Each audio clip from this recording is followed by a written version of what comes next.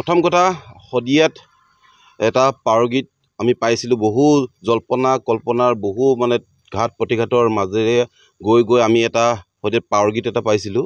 সেই পাৱগীততে আজি যোৱাকালি এটা ইয়াত কাম কৰিবলৈ অহা বহিৰাগতৰ কিছু লোক ইয়াত কাম কৰি আছিল। সেই কাম কৰিবলৈ অহা সন্দেহজনক লোকসকল আহি ইয়াত উপস্থিত হৈ ইয়াৰ স্থানীয় মানুহৰ লগত অনৈতিক কাৰ্যকলাপত লিপ্ত হ'ব বিচাৰিছিল।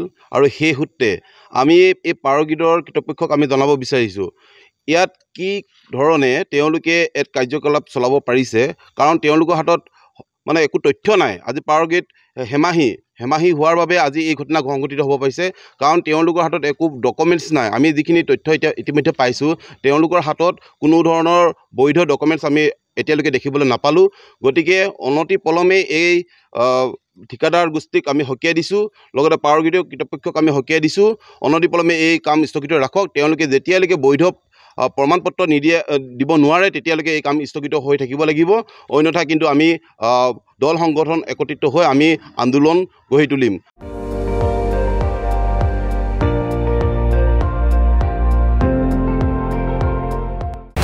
আপুনি চাই আছে ND24, সৰ্বশ্ৰেষ্ঠ নহয় সৰ্বোত্তমৰ দৌৰ।